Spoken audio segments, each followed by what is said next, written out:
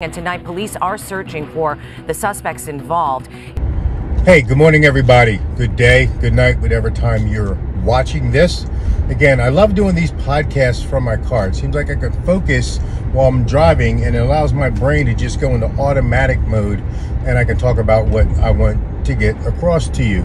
So today, I'm going to talk about a video that I'm going to be making shortly, but I want to release this to see if I can get some additional feedback beyond the requests that I've already gotten about different types of carry methods for CCW, concealed carry weapon, a permit to carry, PTC. You may hear me use those terms interchangeably.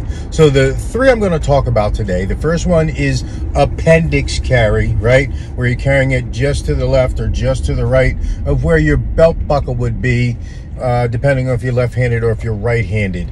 The second one I'm going to talk about is your standard outside the pants on your hip carry, which would be if you're right-handed would be like maybe your 4 or 5 o'clock, and if you're left-handed would be maybe your 8 or 9 o'clock carry. And then finally, I'm going to talk about something that's coming up.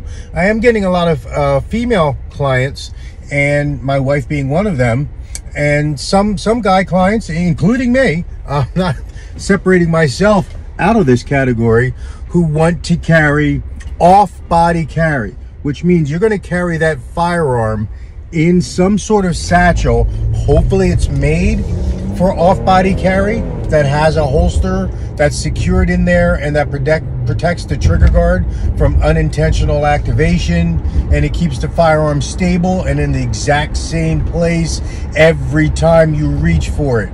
All right, so let's first talk about appendix carry. And like I said, there's going to be a video following up that's going to show you exactly what we're talking about, the pros and cons of it, with some physical demonstrations. But first, I just want to get it out there so I can get some feedback and make sure I tailor the video to answer as many questions or address as many comments as possible. So let's first talk about appendix carry. Well, I'm driving a car right now, so appendix carry can actually be pretty good because I don't have to do a lot of contortions to get over to a side-mounted weapon. If I'm doing an off-body camera, where's that bag going to be? Is that bag going to be over here somewhere? Is there going to be another bag that's left back here in the back of my car? Am I going to be able to get that in an emergency to get my firearm if I'm carjacked, attacked, or something like that happens? Probably not.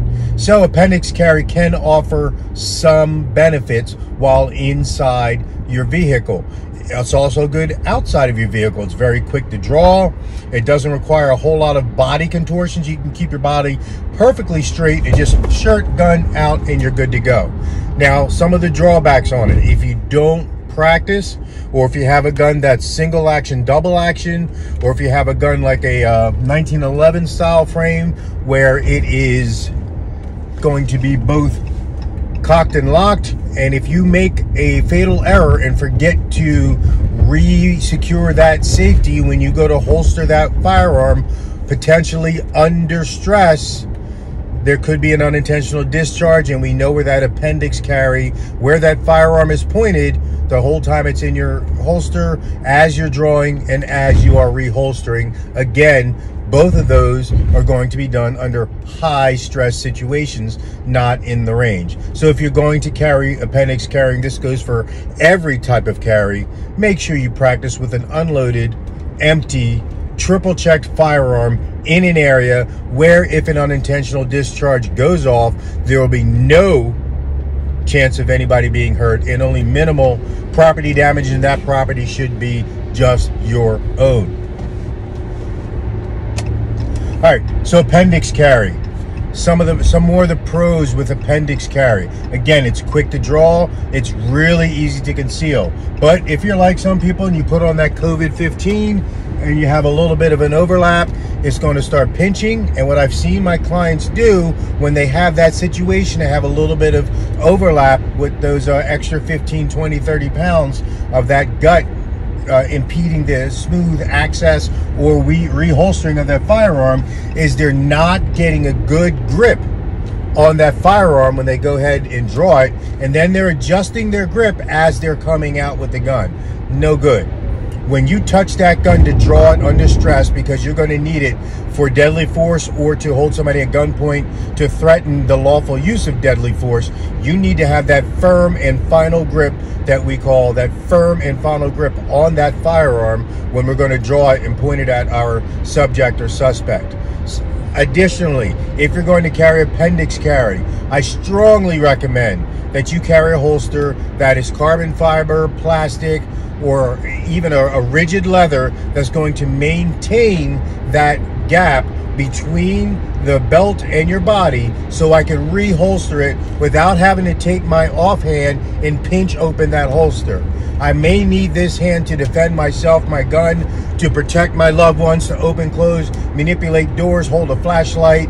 I don't want that hand down there by my gun where that's just another part of my body that I'm unnecessarily flagging with a firearm that I may not have decocked that hammer, I may have forgotten to engage that safety, and now I'm going to start jamming it in to an area that's covering a part of my body that I've grown very attached to. So if you practice, that every time we're drawing that gun from any situation, especially if it has additional safety mechanisms, that we're practicing sweeping that safety off and on, decocking that hammer in between strings of fire and what have you, you shouldn't have any problems, but it requires practice that you're going to go ahead and do that.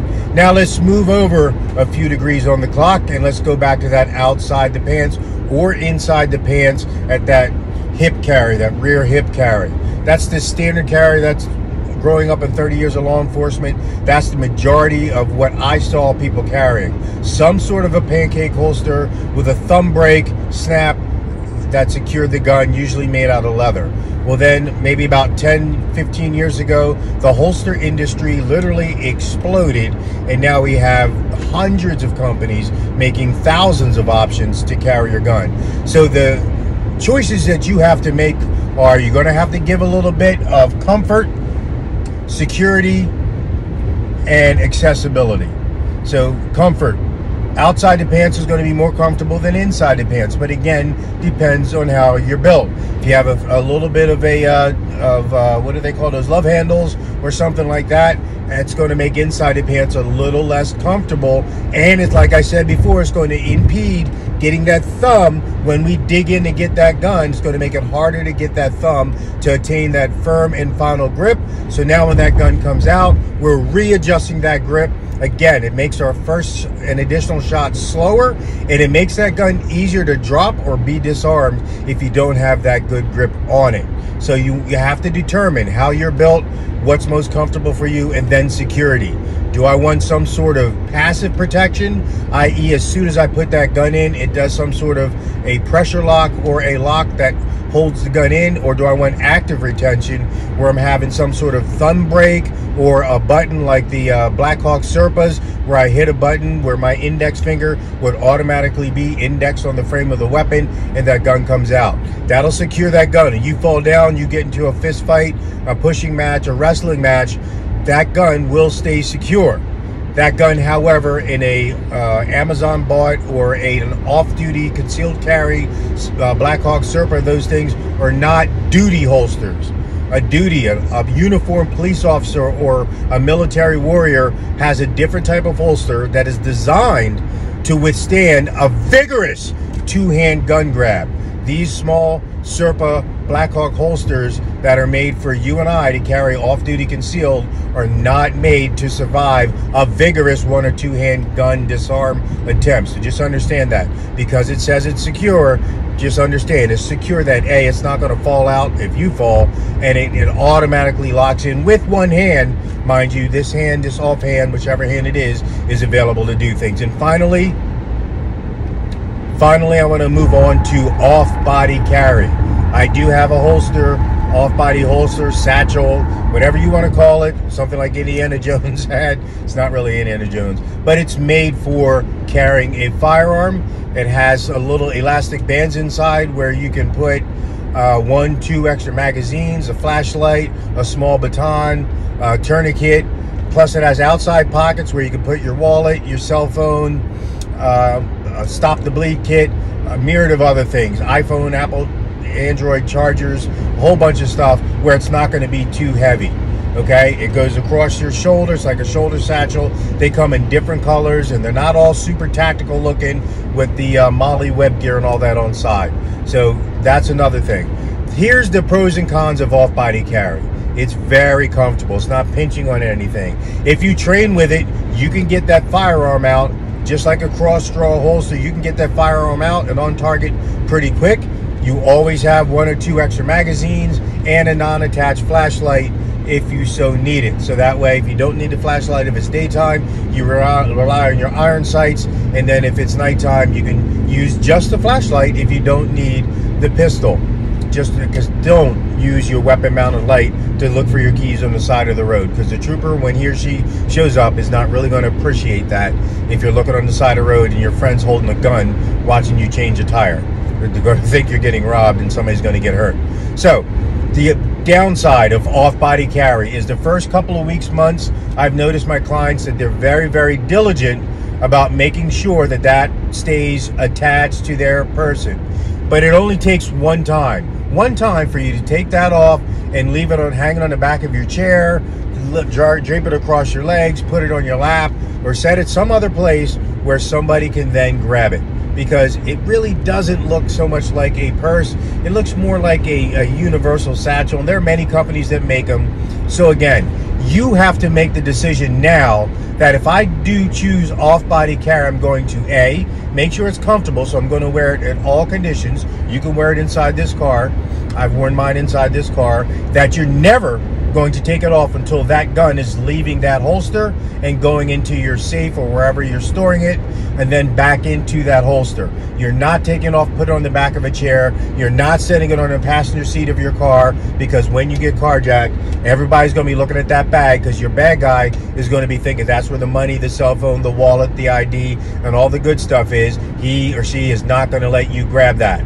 So make that promise to yourself that if I choose off-body carry, I'm going to get competent training from Safety Man, hopefully, but get competent training from somebody that'll teach you, A, the safest way to draw that, because you're flagging everybody on that opposite side when you're pulling that firearm out, and then that you're going to always have that with you. Stay tuned. The next video that you see from Safety Man will be a demonstration of those 3 types of draws, the positives and negatives.